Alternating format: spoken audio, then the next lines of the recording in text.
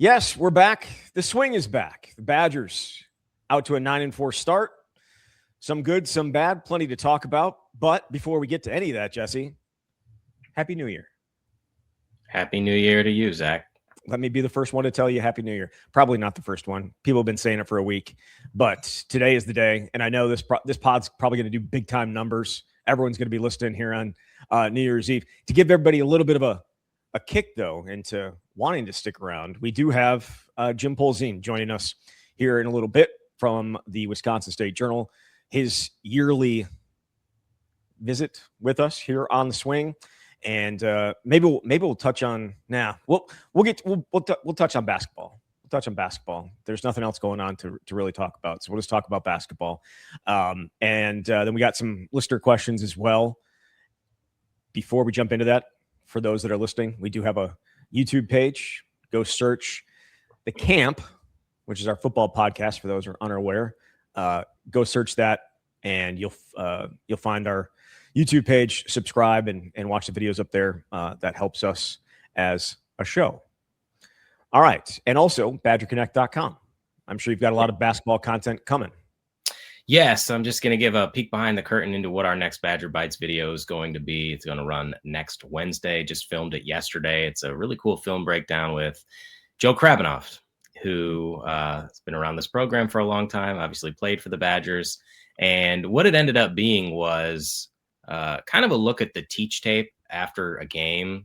We looked at Villanova and Central Michigan, since those were the most recent opponents before the game on Tuesday. So you can see some good, some bad, but really what Wisconsin is looking for, and a peek behind the curtain of basketball program. And so that'll be running next Wednesday as we get back into our weekly routine of Badger Bites episode, and plenty more on the way, obviously, at Badger Connect. You also have some gear. Or is that deal done? Is that deal today? Does it end today? You know what? This is why we're great partners. You set me up. You put it on a tee so I can knock it out of the park. Yes, thank you for reminding me. If you want to support Badger Connect, or just think the logo kicks ass like I do, today, December 31st, is the last day to place an order for the merchandise. You can just go to BadgerConnect.com. There's a page for it. A lot of cool beanies, hats, shirts, everything you can think of. I know the holiday season is technically over, but hey, let's just make it a full month. So check all that out at BadgerConnect.com. Absolutely. All right. Let's jump into this for a few minutes before we get to Jim. Non-conference season in the books for the Badgers. They finished, as I said, 9-4. They took care of Milwaukee on, what was that, Tuesday night? This time of year, I lose track of days, but that was Tuesday night, and it was 80 to 60. It was a game for a minute there, especially early in the second half. They made it a little bit closer than probably a lot of fans were hoping for. Look, it was I think inconsistent non-conference season. The best teams that they played, they did not necessarily match up every time out, and I think that is probably the biggest story. But also, I'm sure you have some other things that have stood out for you so far through, 13 games. Well, you're mentioning the big games that Wisconsin has played. As we hit 2026, Wisconsin doesn't have any quad one victories. The good news is they're about to dive into the heart of Big Ten play, and Purdue's coming here on Saturday. Ample opportunity to pick up some quad one victories.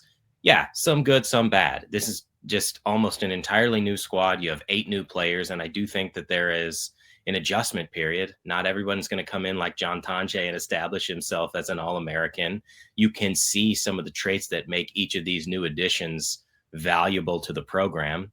But defensively, things certainly have to improve, especially in these big matchups. You know, you get 98 against BYU in a loss, 90 against Nebraska in a 30-point blowout loss. But then on the other end, there's been some inconsistency offensively. Look at that Villanova game. They were not good in the first half, had 22 points, and then staged a furious comeback in the second half, but couldn't pull it off in overtime. So, yeah, that's kind of where it is. 9-4. I don't know what Badgers fans would have thought the record would be at this point. Perhaps a couple more of those wins in the big moments. But I also think there is still a lot to be encouraged about. Honestly, the storyline at this point in the season that I'm most fascinated by is Greg Gard trying to figure out his lineup. I don't remember any point really in recent memory where they were this deep into the season and still working through this many dudes. I think it's a good thing because there's a lot of talent there, but it also is hard to get into a rhythm and figure out who's going to get what minutes. And why is Greg doing it? Well, it's because he wasn't satisfied with his top group. So that's just been fascinating to me. All 4 true freshmen are getting minutes now. All of them are showing why they should be on the court, but you've got to have some continuity and know how many dudes you're going to play in a given night. I think that is interesting. I also, just going back to the idea of like what the record should be, I don't think it's just the record. I think it's the way that those games played out. Yes. Right? Like they weren't even competitive in a few of those games, in the big ones, specifically, obviously BYU and Nebraska. They just did not show up in those games, and getting blown out the way they did. Those are the 2 biggest losses point wise that have happened in Greg Gard's tenure. And they happened within like 2 weeks of each other. So I think that maybe is what some people's concern would be. It's not that they didn't win those games. It's that they weren't really competitive in those games. And I think we just took for granted last year, all those guys coming back, and they were able to hit the ground running because you're just inserting John Tonje and just inserting, Xavier Amos to a much lesser extent. You didn't have to really worry about playing. These guys have played together for a very long time, and now you don't have that with this group. It's a work in progress, just like every other team in the country. And last year, they kind of had the advantage of being a very old team and a team that had played a ton of games together, and that just isn't this group. Yeah, Nebraska's sitting here now 13th in the country. They're obviously one of the better teams in the nation, but 30-point blowout losses are not the expectation at Wisconsin. So I'm with you there. I go back to, you can see why each of these guys was a fit for Wisconsin, but can you have it happen at the same time? Even watching the game on Tuesday against Milwaukee, Nick Boyd wasn't particularly great early, and then all of a sudden they can't stop him. He gets downhill so quickly. He gets into the lane, can score inside, can get to the free throw line, but can you limit the turnovers? Can you do that more often? But you can say that about every guy. John Blackwell has had amazing games, and also a game where he went 1 for 11 against Villanova, made his first shot, didn't make another one. Austin Rapp was inconsistent enough that he was moved out of the starting lineup, but yet can get you 17 points in a given night. So you can say this about a lot of teams and a lot of Wisconsin teams of the past. If you can get everybody playing well, or most of those guys playing well at the same time, this can be a very dangerous team. But we're in a situation now where they're just trying to figure it out, and they've got 3 months to do it when you get into the toughest portion of your schedule. And again, it gets very serious for them very quickly here, with Purdue coming to town, then obviously UCLA, and then going to Michigan. 2 top 5 teams that they're going to have to face off against. But we'll have plenty of answers about who they are here, because the Big Ten is going to be rugged. But all right, let's move on. Let's get into our interview with Jim Polzin as he joins us here in his yearly visit with us. And we do welcome back in for his yearly appearance, Jim Polzin for the Wisconsin State Journal. Jim, appreciate it. Happy New Year to you. Same to you guys. Always glad to be on the show. So thanks for having me. Any New Year's resolutions? what a jerk. We just talked about this. I said I was going to be a kinder and gentler Jim Polzin in 2026. So check back with me on like January 2nd to see how that's going. Yeah, I can imagine. Probably not going to go too well. Are we talking about your interactions with people, or how you present your stories in column format? Or are we just going to be nice to everybody? Yeah, no, I mean, I think this is probably a annual New Year's resolution, is how I handle myself on social media and not fighting people and letting comments go and stuff like that. That's definitely one thing. But I do think I think I've gotten better at this over the years, but interactions with people and trying to understand them better and giving them benefits of the doubt, and maybe doing a better job in my profession of explaining what I'm going to write, and just so they're crystal clear on, there's no surprises. So I don't know. That sounds like a lot of goals, a lot of resolutions, but we'll see how it goes. So I figured we'd start easy here. Do you think Chris McIntosh and and Luke Fickell are going to have jobs at this time next year? No, I'm kidding. I'm kidding. Wow. I'm kidding. We won't do that today. I know a lot of people would love to have an answer to that question. If you'd like to give one, I'll let you have that opportunity, or you can say no. I mean, I don't know. It's a tough one. I think I'd be surprised if Luke Fickell has a job at this time next year. I just think he's got a pretty big hole to dig himself out of. And it's December 31st, so things can change in the next 2 weeks with the transfer portal. But so far, call me skeptical in terms of their ability to get the type of players through the door that are going to lead to the type of season that it's going to make people happy. Now, I guess he only has to make Chris McIntosh and a few others happy. He doesn't have to make fans happy totally, but I'd be surprised if Luke Fickell's the coach. McIntosh, it's a little bit different. There's so much more than hiring a football coach. So many things going on right now that are hard to predict. Yeah. That I don't know. I don't know necessarily if Luke Fickell doesn't get the job done, that means McIntosh is out the door with him. I think I've explained previously, it's hard to have both spots open. So the timing of that is very difficult. Yeah, I was joking, but I appreciate the answer. What do you guys think? As long as I'm going on the record, what do you guys think? See, this is a basketball show. We don't basketball on here. I love that you put yourself out there, though. But that's your job as a columnist. Yeah, I mean, that's the thing. Like, I hate ducking questions, and there's probably a lot of wishy-washiness in there. But here's the thing. Let me circle back. Yep. Would I love it if Luke Fickell was still the coach a year from now? Yes, I really would, because I genuinely like him as a person, and I do think he's trying hard, and I think there's a good coach in there somewhere. I think he's made a lot of bad moves so far that have put him in this hole. But I think he's a decent person. He's got a good family. I would love it if he's still the coach. I have no wishes for anybody to be the coach right now. I don't. We all know that coaching searches and that whole process of getting to know people, and that's not easy. So I kind of like status quo, as long as it's good for the fans and my readers. And right now, a lot of them are not happy. Yeah, for sure. Wishy-washy is kind of Jesse thing. So I think you're it's.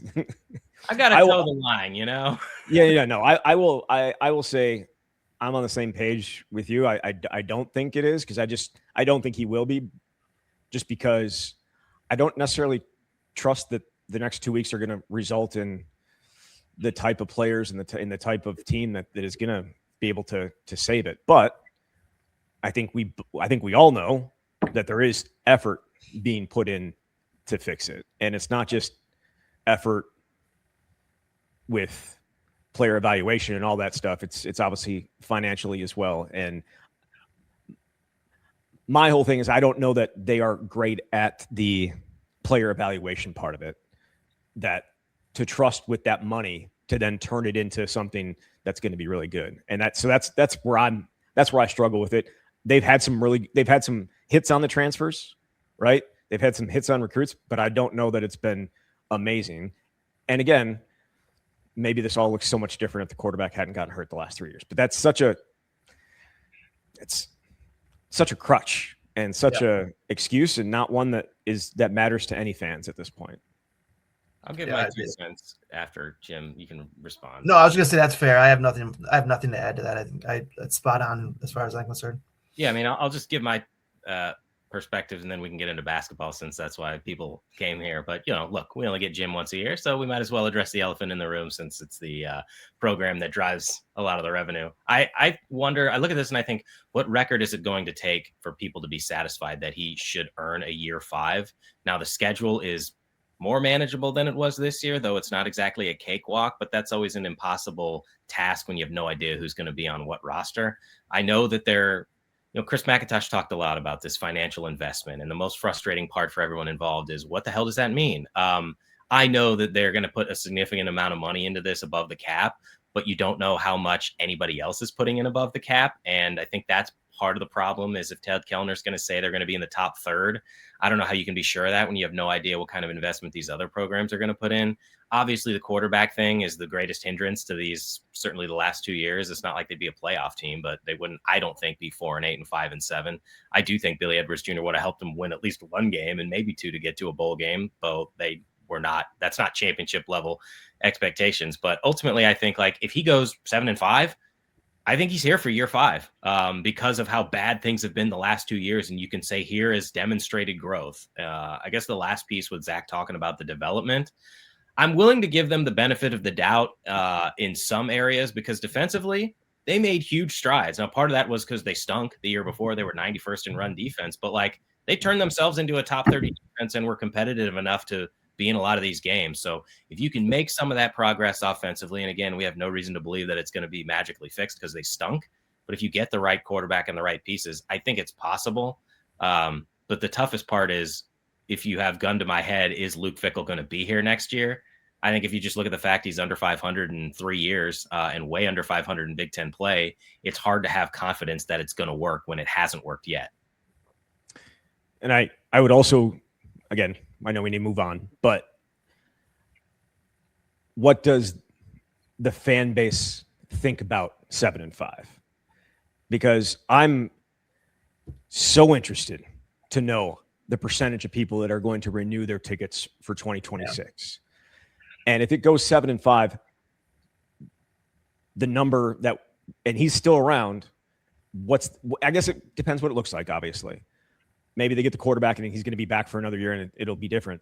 But then into 2027, I don't think you can just keep on kicking the can down the road if the fan base continues to say, this is not a product that I want to pay money for. And the money continues to go up, or has continued to go up in recent years in terms of what it costs for fans to renew their tickets and for, just to even have the ability to buy tickets, the donation money that you have to pay in. People are looking at the product and being like, what am I paying for? And that would be my concern going into 2027 with a 7-5 record, is what I'm saying. Yeah, no, I think Jesse's right. Jesse makes a lot of good points. Like in terms of going from 4-8 to 7-5 would be the type of growth you can try to sell to people. I'm on board with that. I think you have to look a little deeper than that. 7-5 against that record. How impressive is it really? You can't use the schedule is so tough, and that's a reason we're 4-8 and 5-7, and then use the and then ignore the fact that we're 7-5 in part because this schedule is much more favorable. So I don't know. Like, we have to kind of watch how it plays. I think that's an important point, Zach, is how does it look and what is it? Is this really progress and a springboard towards 2027, or are we just asking a lot of the same questions next year at this time? Right. If that's the case, then I think we know the answer. And is that significant financial investment that Jesse mentioned, is that good enough? Is if you're putting that much money in and it's 7-5? Yeah, no, that by Ted putting that out there, it raises the bar, right? If you're going to say they're going to be a top 6, top third of the Big Ten in spending, then you better perform like a top third in the Big Ten team. And that means that come mid-November next year, you're in the playoff conversation. I don't think it's a playoff or bust scenario, but you better be in that conversation because you have now said that you are devoting the resources that others in this conference are devoting. So again, I'm skeptical that that's actually true. Like I just can't see a scenario where all of a sudden they've jumped to the top 6 where we can just list off the teams that it would be a hard time believing that they spend with, but we'll see. We will see. All right. Let's just turn this into a football show. We could. Again, the next 2 weeks will determine a lot of what happens in 2026 next or in the fall. So, all right, let's talk about a team that's actually playing games. That would be the Wisconsin basketball team. They are 9-4. They are 8-0 at home. Not so great away from home. And the two biggest losses, points wise, of the Greg Gard era included in this non-conference season. Me and Jesse opened this up, just kind of giving our impressions of what the non-conference has been. What has been your impression so far of what Greg Gard has put out on the floor and what they've shown so far. Yeah, I mean, I don't know if the record is all that different than I would have expected at this point, but the lopsided defeats that you mentioned are concerning. Some of just this general makeup of this team is, cause for concern, I think. Defensively that they're struggling doesn't surprise me. I think that's kind of how things are going to go in this era where you're constantly reshuffling your roster. They're not as good offensively as I thought they would be. And for various reasons we can get into if you guys want to, but I just think I did not expect them to reach the flip from 25 to 26 calendar year and have a lot of work to do to make the NCAA tournament. I just didn't see that. I didn't have that on my bingo card. So, that's a little bit concerning right now that they just haven't done enough. They haven't put enough on their resume at this point to feel comfortable going into Big Ten play. Well, why aren't they as good offensively in your opinion? Let me go down the checklist. They're not shooting the 3-pointer as well as I think I would have expected. I mean, this is a team that has said we're going to shoot a lot of threes. And if you look at their I think they've attempted more threes than twos at this point. I think, more than 50% of their attempts are 3-pointers, which is fine. That's the way the game's going. I have no problem with that.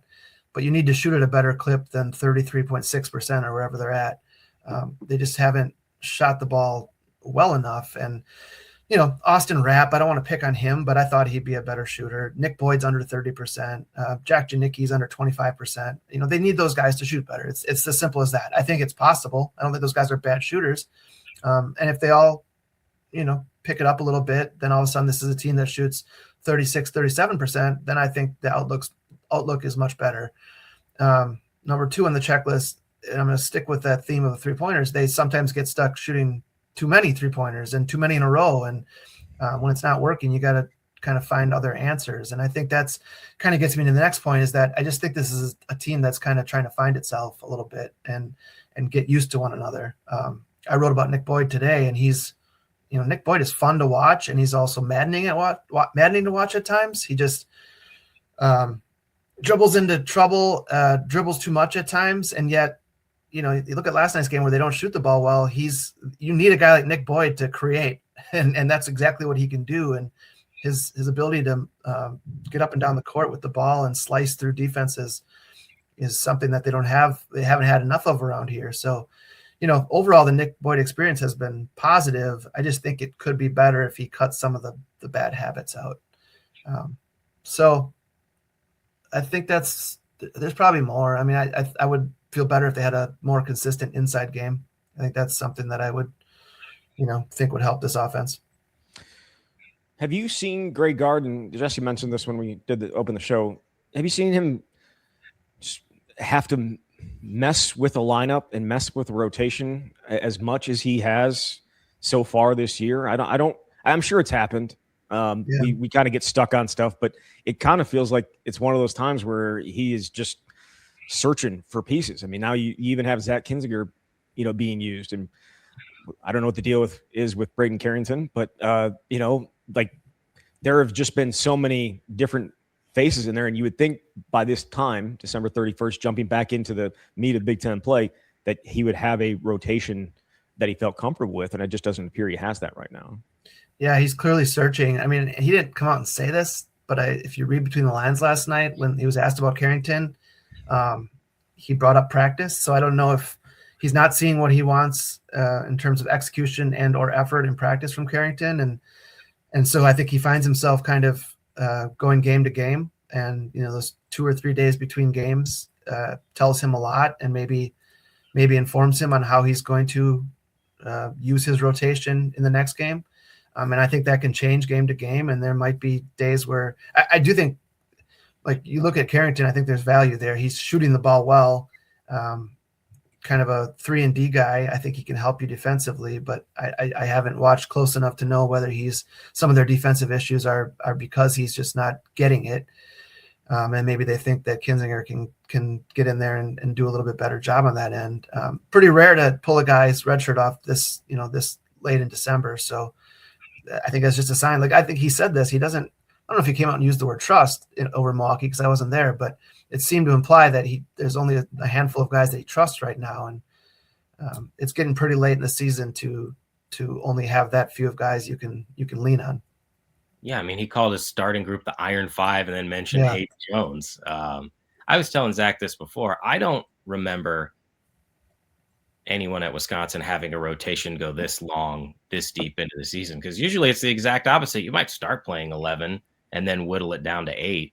So I'm really interested to see what they do this second half of the season. But one thing I will say is I really like what all 4 true freshmen bring. Like, I know the experience thing is impossible to replicate without playing, but what's your sense on what you've seen from those 4 guys and how much value they can add here the second half of the season? Because very clearly this staff is wanting to get them onto the court.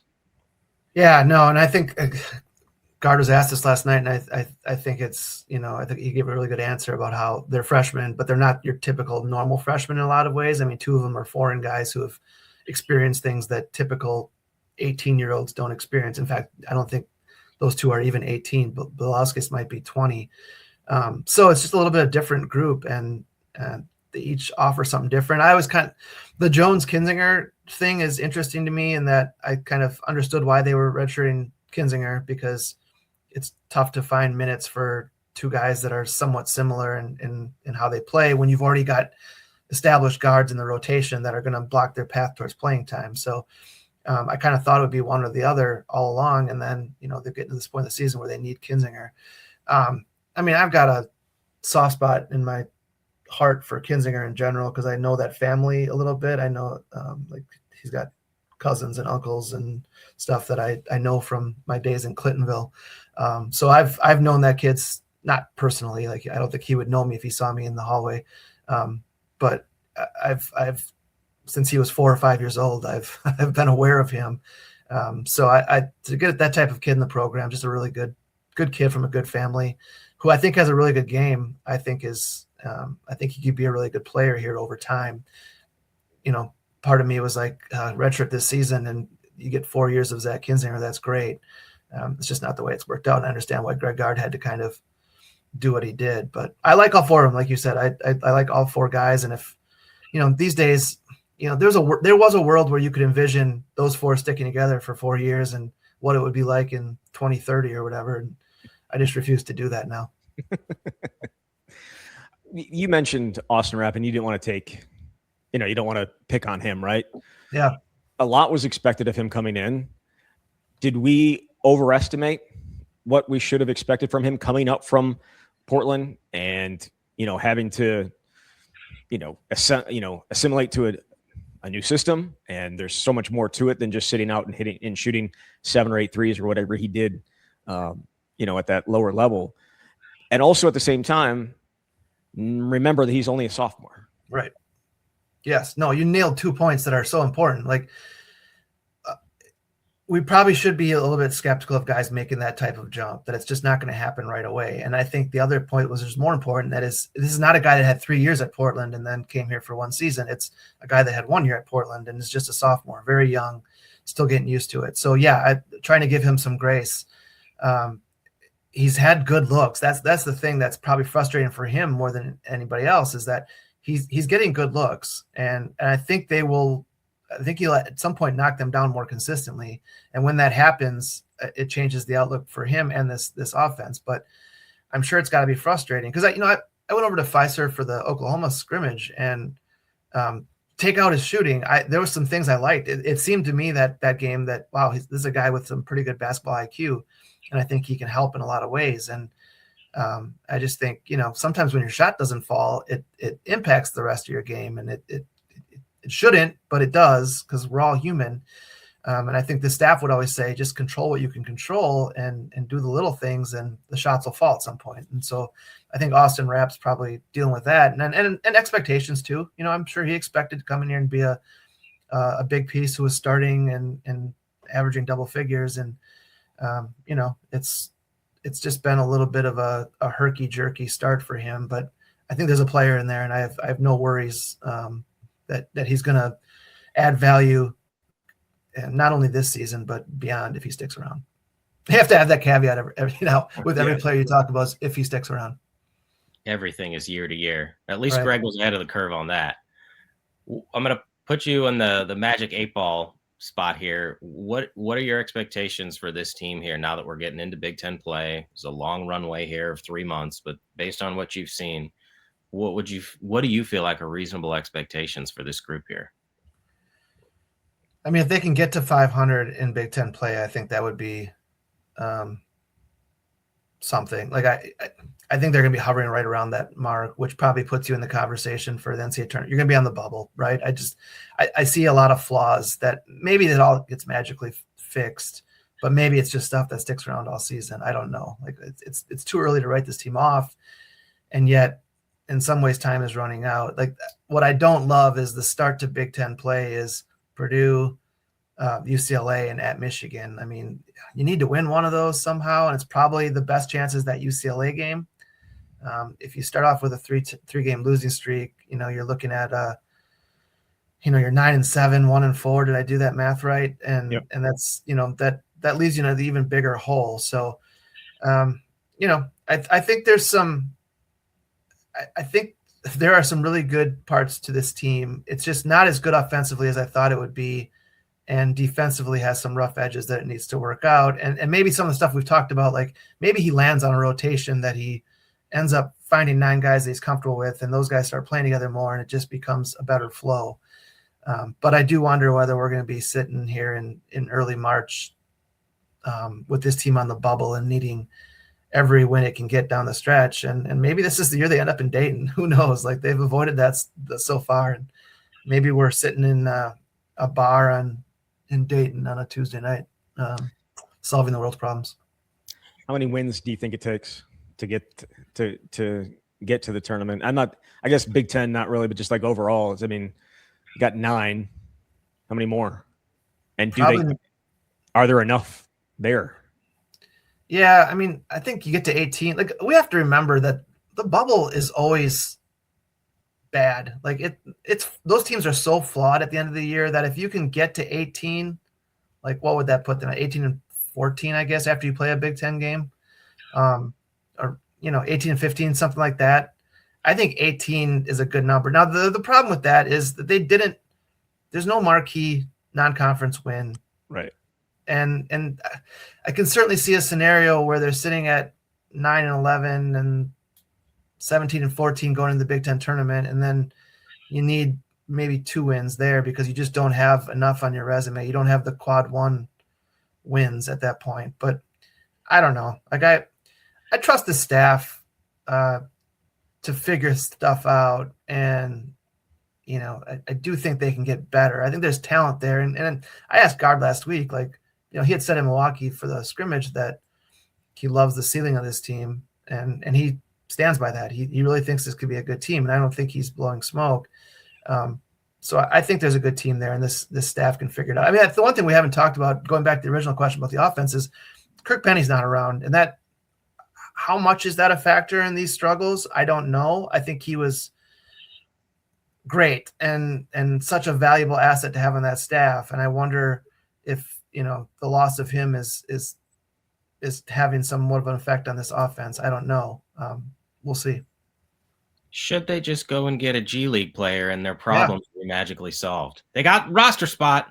You guys weren't there last night, but Gard walks out after his press conference, is like, it was hilarious. He's like, nobody asked me about the problems with college basketball. He's like, I was ready for it. And he just walks out the door. And I think he had put some thought into, because I think he'd be asked after yesterday was such a kind of a newsy day in that regard. And I actually went into the game thinking, well, is this a good column for a game that doesn't have a whole lot of meaning? And I just, I thought Boyd was a better story last night. But yeah, I mean,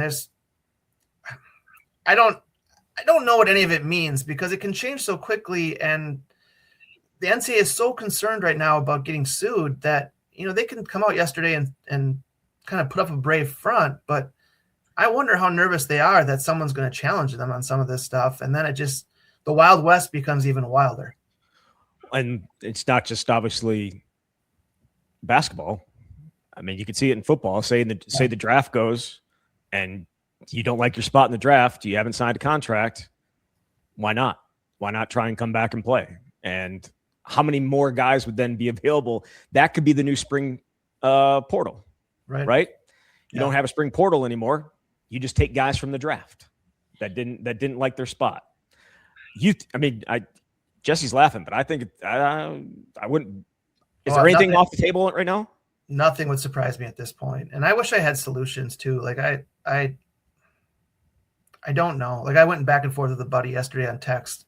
He was complaining about some stuff, and I basically was counterpoint guy, right? And I understand his frustration as a fan, but also come up with a solution that works, because everything you come up with a solution for, a new problem comes out of it, right? Like this whole transfer portal thing for football. Like, okay, I understand why coaches wanted to have the portal when it is after a lot of teams are done with their seasons, but it just kind of created a tampering window that is unavoidable, and that's not good for anybody either. So no, Oh, settle a bet for me and Jesse here. It's not really a bet, but settle an argument for us. I think on Friday, a whole bunch of deals are going to be announced. It's going to be like the NBA and NFL, like where you have, you've had weeks to do all these things, and I feel like a bunch of them are going to get announced. Do you agree with that, or do you think it's going to be guys are going to take visits? And maybe Jesse, if I'm messing up your argument, please interject. Specific to Wisconsin, because I don't want to speak for the other Power 4 programs who've probably brokered $5 million quarterback deals. So Jesse, is your theory that these deals probably have already been made, but the guys will come on the visit and then commit here or shortly thereafter, and it won't just happen at 9 a.m. on Friday? Essentially, that is my argument, because Zach compared it to like the NBA or the NFL, and my counterpoint is these guys have never been here. If you are in the league, you're visiting the same cities, you kind of know what it is. I think football will be like basketball, because I talked to Greg about this and other guys on those staff, and Mark Vanderwettering too. Is, great to talk to, because he's really open and honest about these behind the scenes processes. Like, you don't get to a point where a guy's visiting unless you're pretty damn sure that he's going to commit, because you don't have time to waste. Yeah. But I also think that you want that person to come and see the place. So I do think that you're going to see a lot of visitors set up here in the first week with an understanding that if it goes well, you pick Wisconsin. I think you both make compelling arguments. I think the one I think originally I was Team Zach. I think the one thing I kind of thought of that I think is going to flip to Team Jesse is that the cloud hanging over Wisconsin right now is that it is suing another school for tampering, and it would be pretty embarrassing to have any evidence that you've been tampering in December. So I think they have to be super, super careful. And I wrote about that. Thanks for reading, everyone. No, but I think that makes this unique, right? Wisconsin's different than a lot of other schools right now, in that you are suing Miami for tampering. It would be a lot of egg on your face if you then have, if 10 a.m. on Friday they have 6 guys that have committed already. I think that makes the rest of the country go, and it just kind of makes them, it puts them out there in terms of potentially being embarrassed. Does it hurts the court case, you think? Or no? Because for me, tampering, I don't know.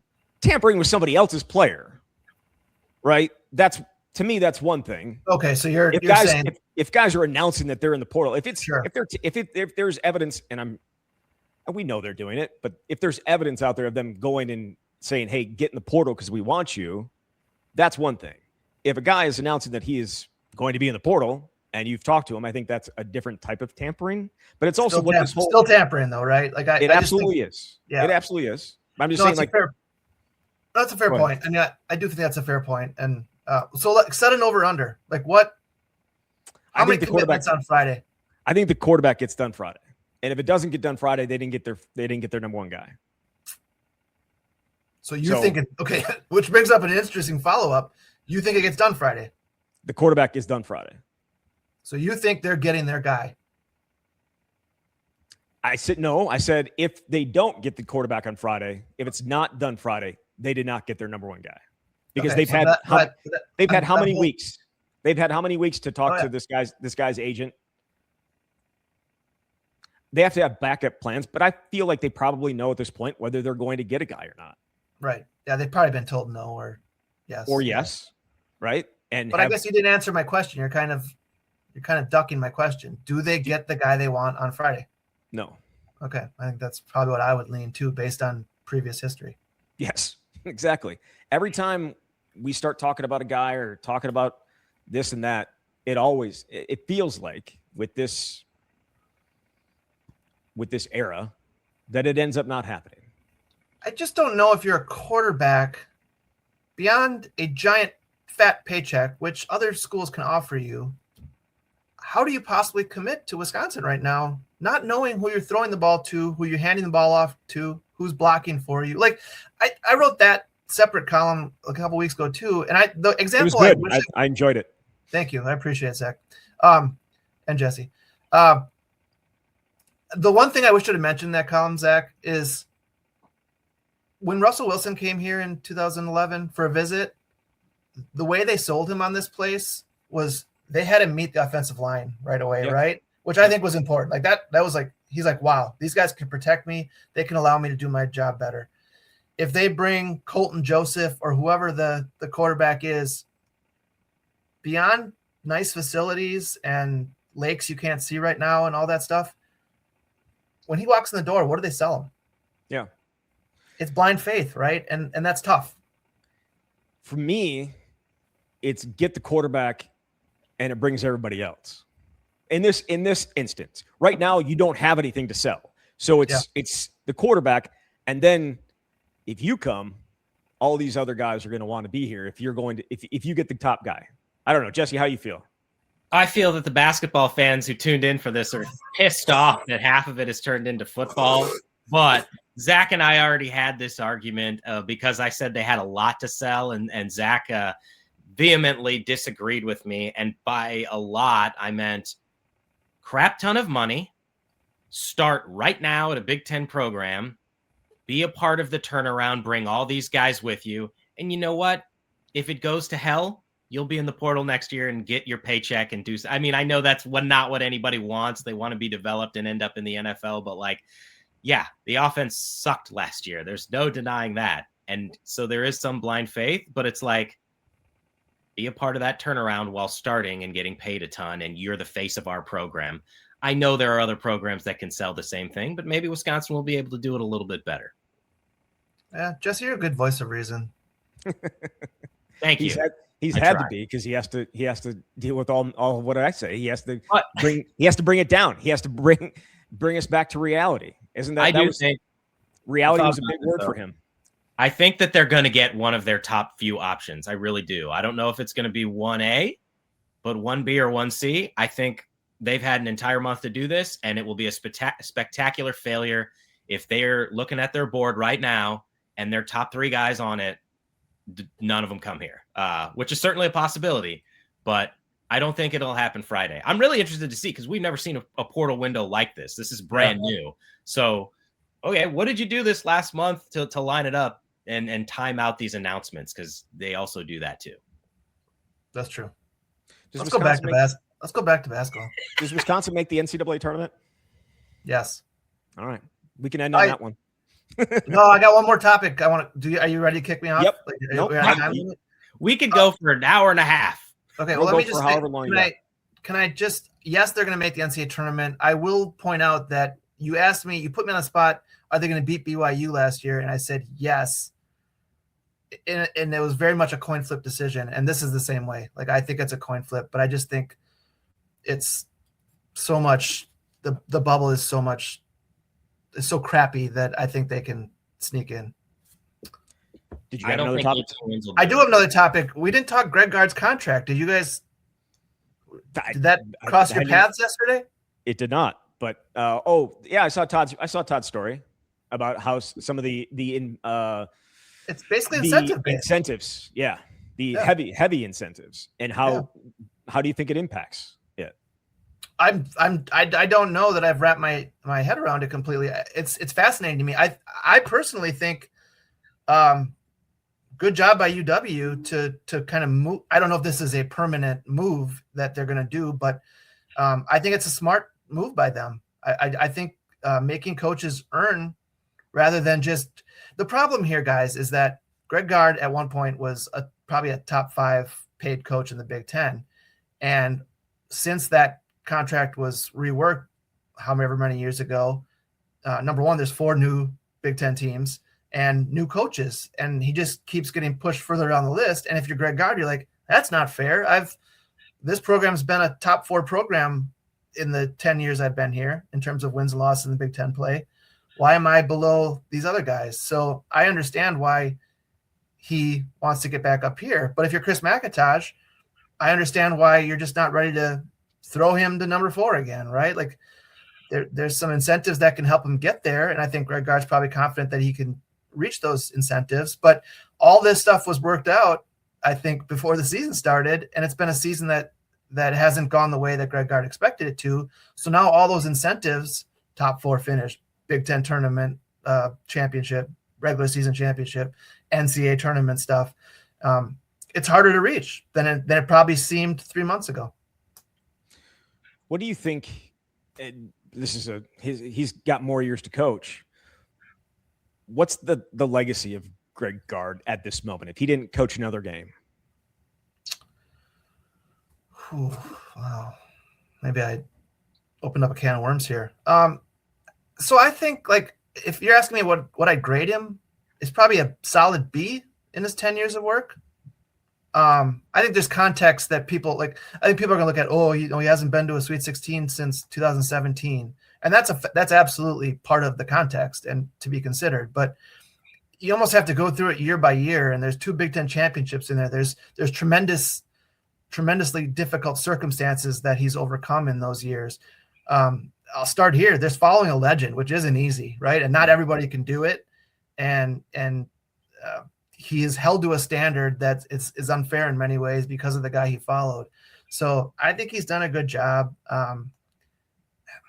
It's tough. He's always kind of he has not made the jump from good to great. I'll say that. This program has not made the jump back to great during his time, and I think that's a source of frustration for fans. But it's been pretty damn consistent, and I think that if you compare it to the football program, I think there's a cautionary tale there that you kind of have to examine when you consider, maybe there's something, maybe the grass is greener out there and there's someone better that can come in and bring this program to where people think it could be.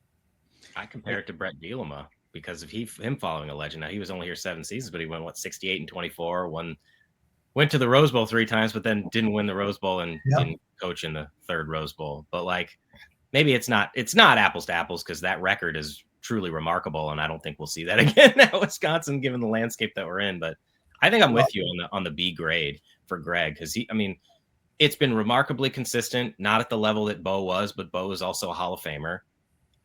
And there's always the caveat about the postseason.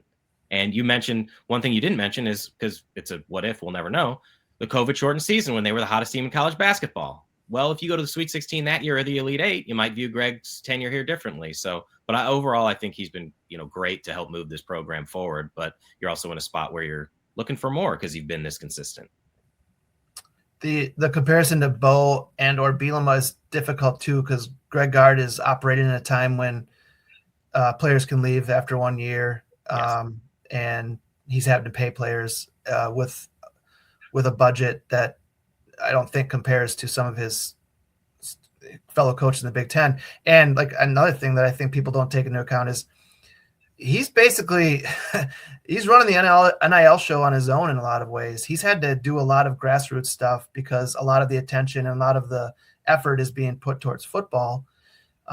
That Greg Gard and his staff had to kind of, roll up their sleeves and dig in their heels and go out and do things on their own. And I think he's done a pretty good job in that regard and has embraced this new world, even though he doesn't like it. So again, those are all things to consider when you're handing out grades. And I'm glad you agree with me. So he also reinvented himself. Yeah. Did he not? Like it's not just the NIL aspect of it. It's the complete overhaul of an offensive system that has turned Wisconsin completely around from what the long time of what they were offensively and the view of them nationally offensively. And maybe it hasn't changed yet. And this season's been a little bit of a bump in the road, but to do that in the middle, like not just change how he had to do everything NIL wise, but to change the offensive system. And I know Kirk Penny played such a huge role in that, but just his willingness to do that. How many coaches would be willing to go and change the way that he did things this deep into a career? I don't think too many guys would. They would just be like, this is the way we're going to do it. And if it doesn't work, well, I'll be okay with that because this is the way we're going to do it. And he has done it differently. And I think that is an admirable trait for him, just to be that open about it and realize that it wasn't working in this environment. It was not going to work that way. Yeah. So I would agree with the grade. Yeah. Okay. He's not on Bo's level, but is he among the top 5 Wisconsin basketball coaches of all time? Absolutely. You know, he's probably up there. I mean, I don't know who else is in that conversation. Modern era, not guys that won 13. Walter Meanwell. Yeah, we're not going back to Doc. Bud Foster. Dick Bennett. Dick Bennett. Stu Jackson got this program. It got people believing this program could be good, right? So he deserves absolute praise.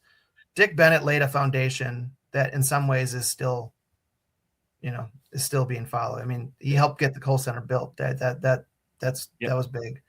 And then, I mean, there aren't many coaches in the modern era. If you're gonna, where are you stopping? But I just think it's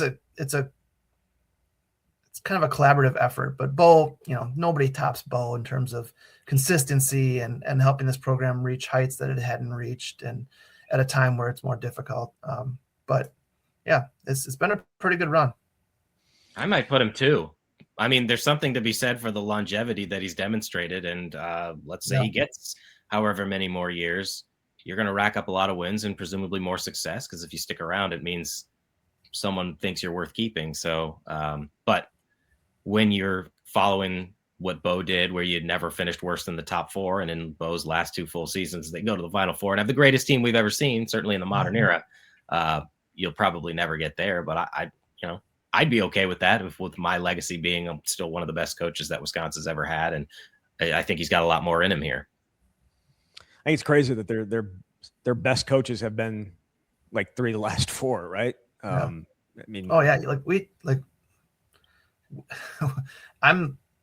we didn't experience, we're young enough where we didn't experience the bad days. I mean, I was what year was before I got here to college, but I grew up at a time where the NCAA tournament when you fill out a bracket as a teenager, when I was growing up, it didn't include, you didn't have the option of putting Wisconsin anywhere, right? Right. It's just, so were these the Steve Yoder years? Steve Yoder, yeah. When they won the NIT and people, or not won the NIT, but got a bid to the NIT and people were going crazy. Yeah. Back in the day.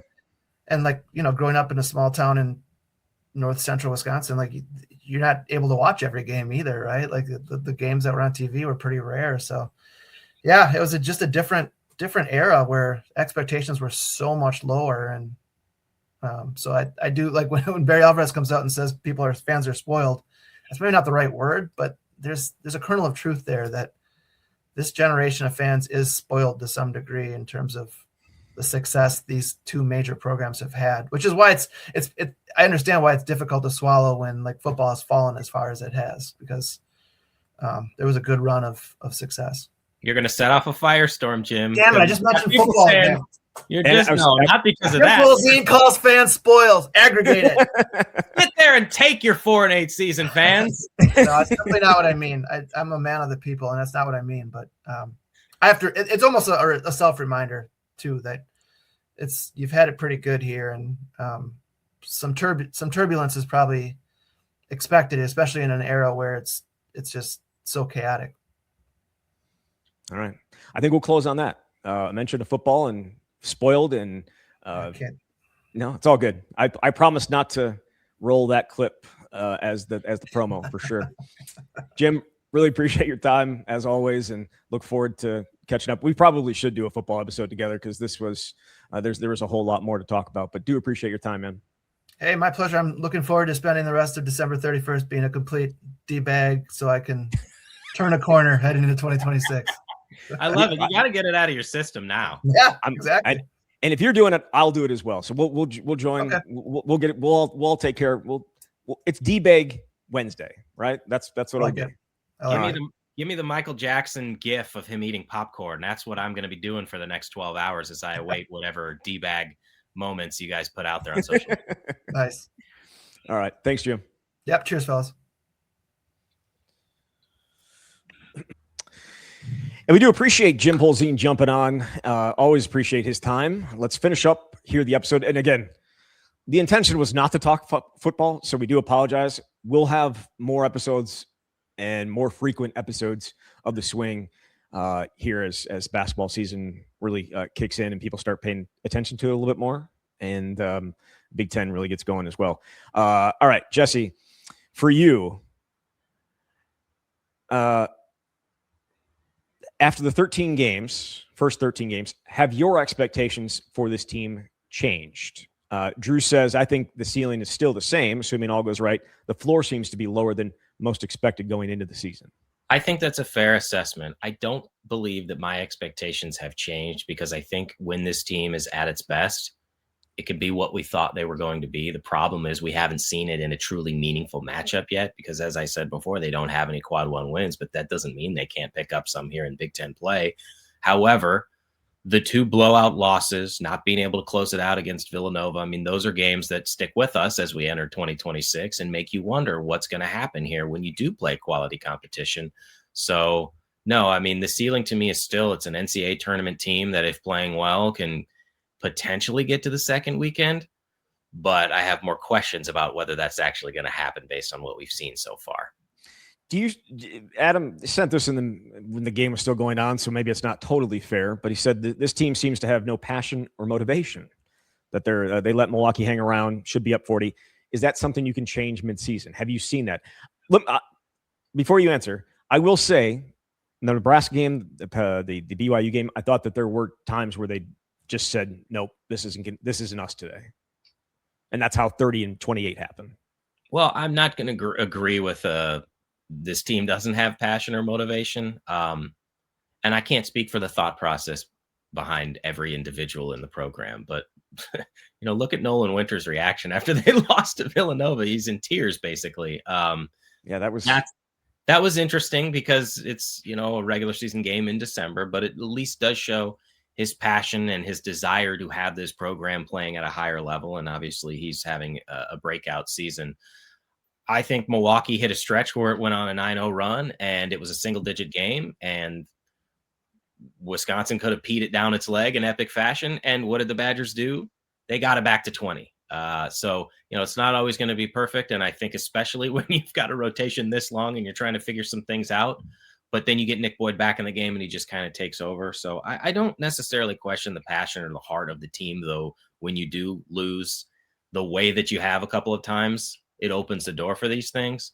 I do think, though, that they are still trying to figure it out, which is not something anybody wants to hear when you get to January. But the hope you have to rely on, can Greg Gard and this staff get the best out of this team over time? I think it's happened with individual guys. Zach Kinziger, for example, wasn't ready to play in October, and now he's ready to play. Hayden Jones scored 8 points. That's, one of his better games here so far. But you need to have everybody moving in the right direction at the same time. Yeah. Jake says, with Kinziger burning his red shirt, how do you manage the bench guard minutes during conference play between him, Janicki, Jones, and Carrington? I think that is really tricky. And again, this whole rotation thing, and I'm probably going to write about it for later in the week just because it's a huge question. I don't know how you can burn somebody's red shirt and then not play them, especially this late in the season. And I like Kinziger as a player. He's got the confidence to shoot it whenever. He took 7 shots, only made 2, but you can see how smart he is as a player, as a defender. Even the moving screen where he's defending and falls to the ground, and that gives you a possession, or the ball fake from the wing, or the baseline drive where he gets a layup late, or the cut that got him the first 2 points. I just think that's a guy that makes winning plays, but the other guys do too. And so I think ultimately, if you're going to lean on your freshman, that means you're taking minutes away from a Janicki or a Carrington. We saw what happened with Carrington. Janicki is an interesting situation because he had a game where he had 9 assists. Well, if he's going to be able to pass the ball like that, you want him on the floor. He makes smart decisions. Scoring wise, I don't think he's necessarily given you what you would want for someone playing that many minutes, but also you've got to be able to do other things. So I guess that's where I lean is if you are committed to playing the young guys, then you've got to play them a little bit more. Yep, absolutely.